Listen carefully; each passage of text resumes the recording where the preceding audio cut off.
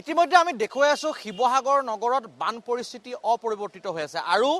শেহতীয়াকৈ জানিব পাৰিছো যে শিৱসাগৰত যেটো দৰিকা নদীৰ পানী কমিছিল সেই পানী বৃদ্ধি পাইছে আৰু এই বৃদ্ধি পোৱাৰ ফলত শিৱসাগৰ নগৰৰ প্ৰায় ৭৫ পৰা ৮০% ইতিমধ্যে পানীত ডুব গৈছে গতিকে এক নাজল নাথল অৱস্থাৰ সৃষ্টি হৈছে শিৱসাগৰ নগৰৰ লগতে বাকি শিৱসাগৰ চৰাইদেউ নাজিৰাৰ কি পৰিৱেশ পৰিস্থিতি সেয়া মই পুনৰাই নকওঁ মোৰ লগত সদৌ টাইম ছাত্ৰ সন্থাৰ সাধাৰণ সম্পাদক আছে মই তেখেত সভাপতি আছে মই তেখেতৰ ওচৰলৈ যাম বসন্ত গগৈ ডাঙৰীয়া আছে বসন্ত গগৈ ডাঙৰীয়া যেহেতু তেওঁ নিজেও লাগি আছে উদ্ধাৰ অভিযানৰ বাবে যেনেকৈ প্ৰায় লাগি আছে মই তেখেতৰ ওচৰলৈ আহিছোঁ এক নাজল নাথল অৱস্থা হৈছে মানুহৰ মুখলৈ চাব নোৱাৰা এক অৱস্থা হৈছে কি ক'ব এই মুহূৰ্তত একে অৱৰ্ণনীয় পৰিস্থিতিৰ মাজত শিৱসাগৰ জনজীৱন শিৱসাগৰ সব জীৱন ব্যৰ্থিত হৈ গৈছে মানুহ খাবলৈ নাপায় হাহাকাৰ পৰিস্থিতিৰ সৃষ্টি হৈছে এনেকুৱা পৰিৱেশ হৈছে প্ৰশাসন লাগি আছে চৰকাৰ লাগি আছে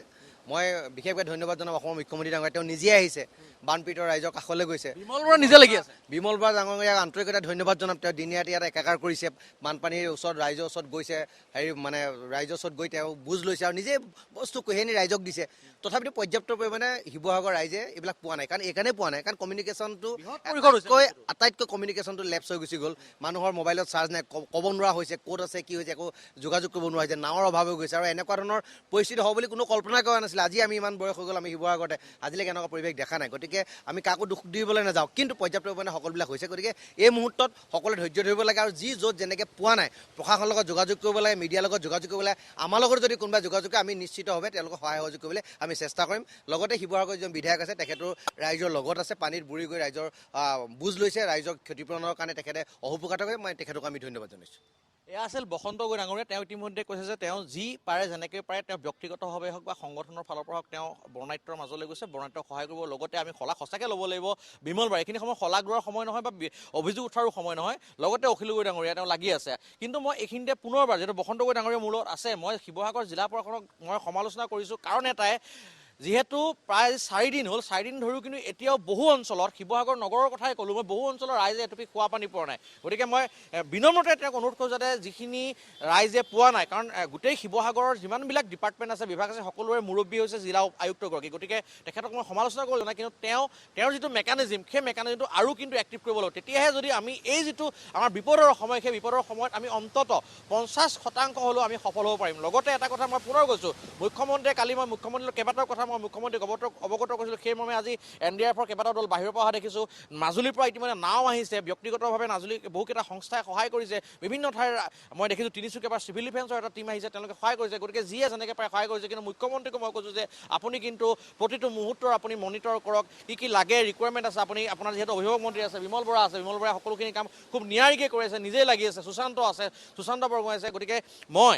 মুখ্যমন্ত্ৰীক কৈছোঁ যে আপুনি প্ৰতি মিনিটত আচলতে আপুনি মনিটৰ কৰক কি লাগে কেনেকৈ পাৰে এটলিষ্ট আমি অলপমান হ'লেও যদি সকাহ দিব পাৰোঁ সেয়া কিন্তু যথেষ্ট পাৰে এইখিনিতে এটা কথা মই কৈ থওঁ যিহেতু শিৱসাগৰটো আছেই শিৱসাগৰ সদৰ বা শিৱসাগৰ নগৰখনৰ অৱস্থা এটা তথৈবচ লগতে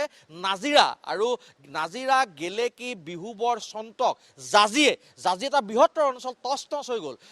NH61 নাজি নদীৰ প্ৰকল্পতে ভাঙি দিছে চৰাইদেউ জিলা এই তিনিখন জিলাৰ কিন্তু অৱস্থা একেবাৰে শোচনীয় কি ক'ব আচলতে এনেধৰণৰ অৱস্থা আপুনিয়ে কৈছে আমি কাহানিও দেখা নাই আমাৰ 44-45 বছৰ হৈছে আমি দেখা নাই মই আজি কেইদিনমানৰ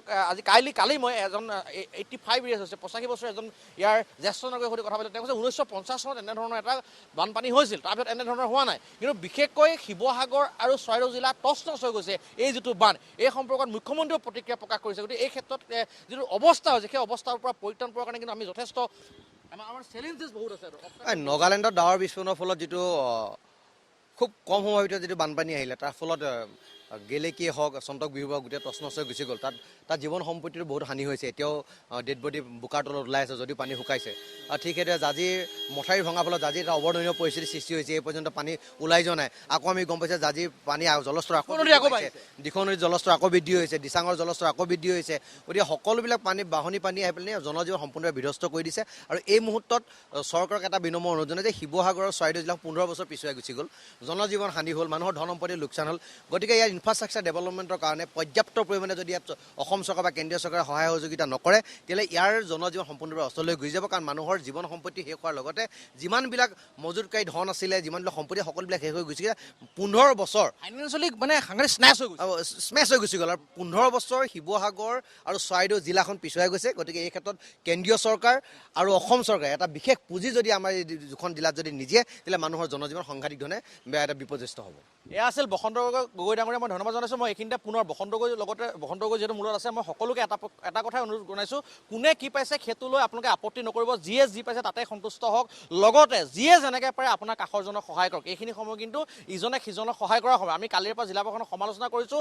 আমাৰ উদ্দেশ্য আমাৰ এটাই যে জিলা প্ৰশাসনক যদি আমি অকণমান সমালোচনা কৰিলে যদি ৰাইজৰ কিবা এটা লাভ হয় কাৰণ মই পুনৰ পৰা কৈছোঁ এতিয়াও বহু অঞ্চল আছে যিবিলাক অঞ্চলত গৈ এটুপি খোৱা পানীও পোৱা গৈ নাই গতিকে আমাৰ উদ্দেশ্য সেইটোৱে তাৰ বাহিৰে আমি জিলা প্ৰশাসনৰ আয়ুক্তই হওক বা জিলা প্ৰশাসনক সমালোচনা কৰাৰ আমাৰ কোনো উদ্দেশ্য নাই গতিকে এই মুহূৰ্তত মই পুনৰ পৰা কৈছোঁ সকলোৱে যিয়ে যেনেকৈ পাৰে সকলোকে ইজনে সিজনক সহায় কৰক আৰু এটা কথা কৈছোঁ আপত্তি নকৰিব আপত্তি কৰাৰ এইখিনি সময় নহয় আমি আন এটা অঞ্চললৈ যাম আন এটা অঞ্চলৰ পৰা আমি